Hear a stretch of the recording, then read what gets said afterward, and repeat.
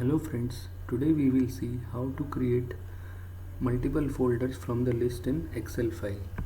In column D, we have name of the folders which we have to create. In column C, we will type DOS command, basically mkdir, which means make directory. We copy it in all the rows. We'll copy all the folder names and open a new notepad file and paste in it.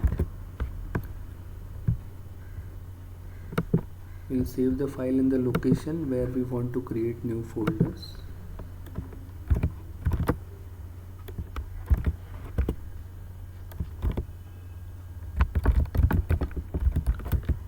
The extension we would give is BAT, that is batch file.